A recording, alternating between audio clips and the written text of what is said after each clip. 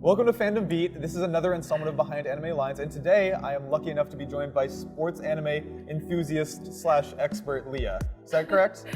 You have like Sure. right? You have a PhD Yes. in sports anime from Iwatobi University. That's a really seamless and elegant segue into the fact that today we're talking about Free, Iwatobi Swim Club, which is the gayest anime in the history of anime. Right? Even though it's not technically The gayest anime that's not actually gay, but with gay undertones. Exactly. So yeah, let's get into it. I guess we should start with how Free came to exist, because it's literally my favorite origin story of any anime.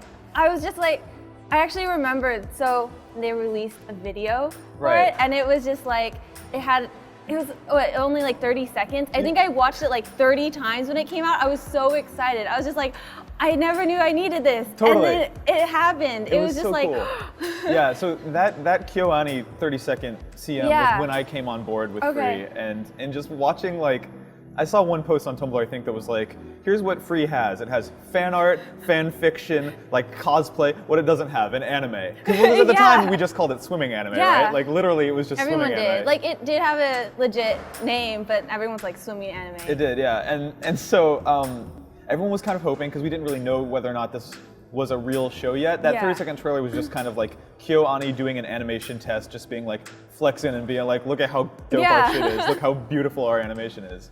But it wound up happening. I actually found out that last week's guest, Sailor B, was part of a change.org petition that got like 19,000 signatures. I remember that. Yeah, so she started that I think I signed petition. it. Yeah, that was her, and that was maybe, hopefully, instrumental in helping turn it into a real thing, which obviously it became. And so what do you, I guess, like most about Free? Like, what appeals most about it to you?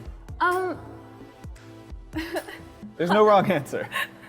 Hot swimming boys. Right, and that's the selling point of Free, right? And I think the other selling point of Free is that you can't get that anywhere else. Like, this show is so explicitly targeted to women in a way that I don't think any anime has ever been before. And I think that's what really makes it unique, because say you will have anime that's based off like shoujo manga or something, and it's like, that they have a targeted demographic.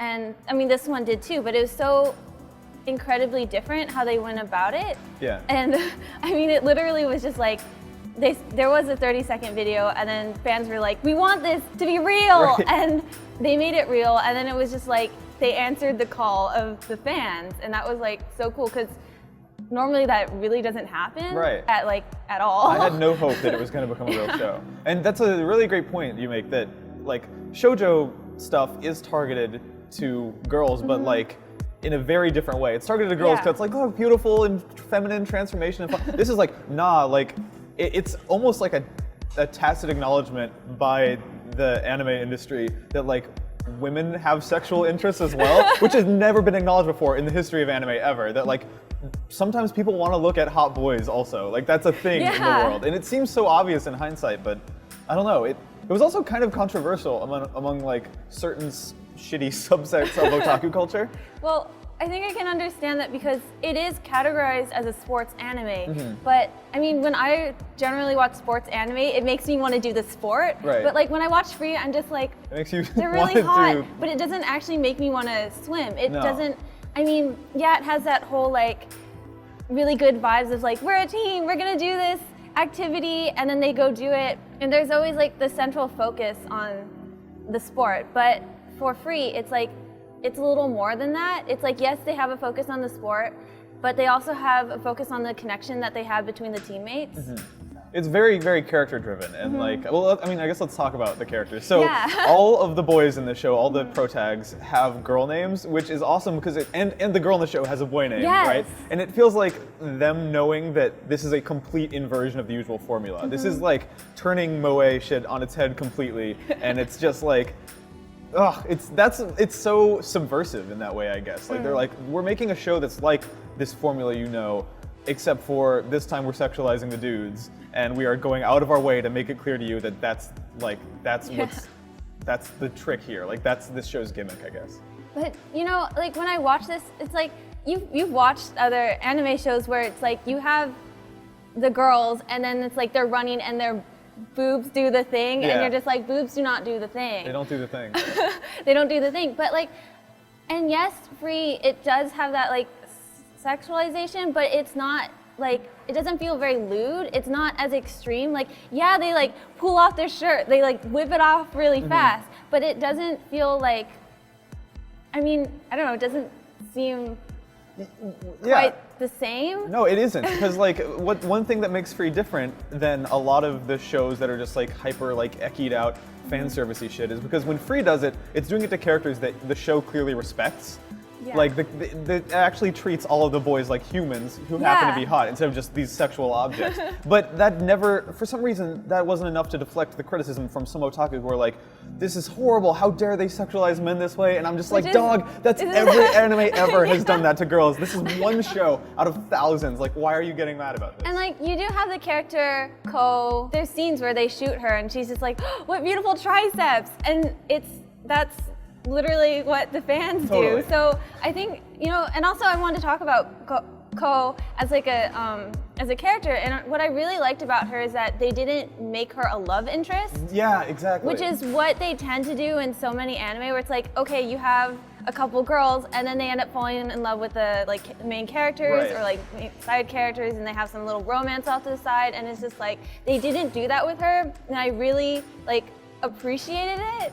That's totally true. She is a completely like platonic female character, and she also works really great as a stand-in for the audience of just being like, she's just like staring at their muscles, and it also gives them a great excuse to do these like lingering panning shots over the dude's body. So let's talk about their bodies for like 30 seconds. They're like Ken dolls. They don't have any nipples. None. And I have to admit, like at first it was there was a disconnect for me for the first 1 or 2 episodes of Free, just because they have these like super cute tiny moe anime heads on the most like built, ripped ass, like yoked bodies ever, and there's a part of me that's just like, this puzzle doesn't fit. It's like the head was from something else put on these like super buff JoJo bodies. How do I wrap my? But then eventually, like once you get used to that, you're like, all right. But there's a character who calls out one of the other characters, and they're like, it's obvious he wasn't working out. But when you look at that character, you're like, but he's fucking ripped. Right. Like, bruh, like, yes.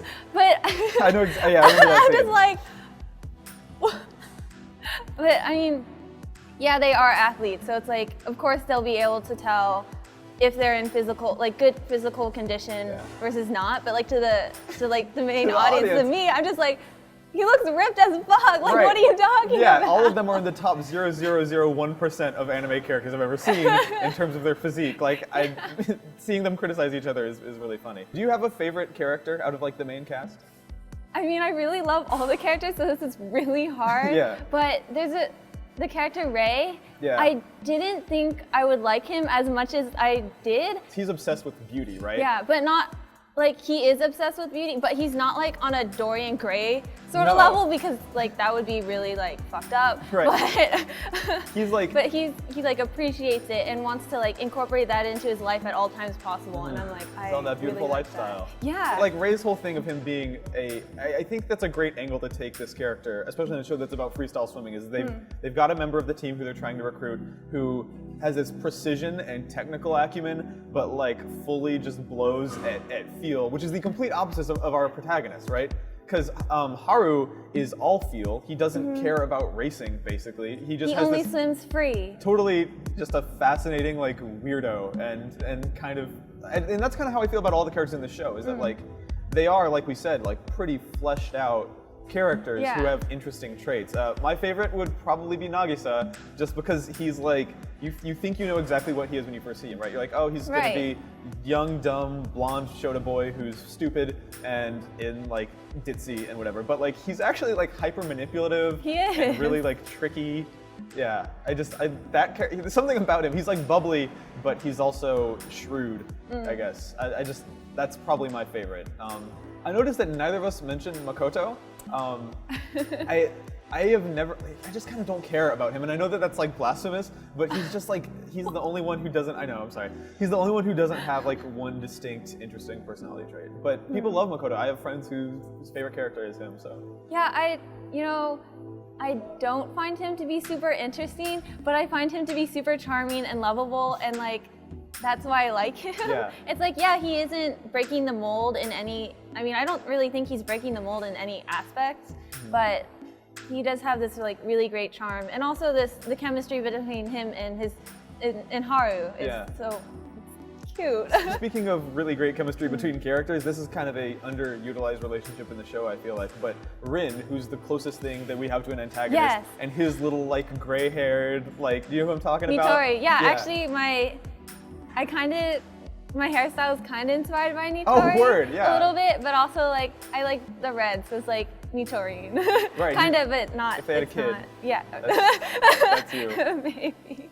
But I remember like watching that finale the day it came out when it was being Mm-hmm. simulcast, and just like I remembered it being good, but I rewatched it so we could have this conversation today, and I was just getting way more emotional than I thought I would for a show that I watched a year ago. Like every decision I feel like they made with Free is thoughtful and like interesting and does a unique thing in this genre, and it's such a well executed show, and it's gorgeous also. Like the animation in general, like every KyoAni show, I guess, is just phenomenal. The town that they're in, it takes place in a town in Japan, in Tottori Prefecture called Iwami, and they have pictures of what it looks of the actual place, and then they have it in the anime, and you're just like, It's perfect. And for the fans, this is like actually something really special where it's like this is a real existing place that we can go to, and like I get to like make a pilgrimage if you really love the show. Another reason that this show is on the forefront of my mind lately is because we just found out officially that we're getting a season 2. Free Eternal Summer comes out in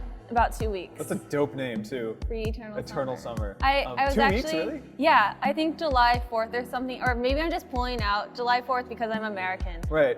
That's a perfect day. There's no better way to celebrate America than with red, white, and blue-haired anime boys taking off their clothes and swimming around. I shamelessly love this show, and I will defend it to the ends of the earth, and I will keep trying to make all of my anime friends who are like, no, I'm not gonna watch that, that's too gay. Like, nah, dude, it's like, because even if you can't appreciate for some reason these like sterling hot anime boy bodies, you can appreciate it from the perspective of like these are really likable kick-ass characters that you can't really find anywhere else, and it's an interesting inversion of a lot of tropes that you find in like modern day anime, and that is I think it's an important show for that reason. So yeah, that's what we thought of Free. Obviously we liked it a lot, and you were telling me that there was another sports anime that I'm gonna have to watch. Yes, right? Ping Pong the Animation. Yeah, I'm gonna make you watch it. We've got a lot of comments about that. You said you liked it even more than Free, is that correct? Yeah. Jeez. Well, yes. both Free and Ping Pong the Animation are available to watch on Crunchyroll.com, and if you go to crunchyroll.com/fandombeat, you get a 14-day free trial that gives you all the perks of a premium membership. So high definition video in 1080p, simulcast release same day that they come out in Japan, no ads, no commercials. It's fantastic, and if you sign up, it actually helps support our show, so it's just everybody wins. It is the best way to watch anime on the internet. That's where I've been watching almost every show for at least 2 years now. They also have manga. They also have manga. They also have manga. They have simulpub manga that comes out the same time it releases in Japan. So you can read Naruto on there. So yeah, it's the best. It is the best website. Thanks again for watching. I'll be in the comments below reading all your responses and hearing what you guys thought about Free, and also reading your recommendations, because as usual, that's where we pick most of the shows that we end up watching on this show. But yeah, in the meantime, thanks for watching.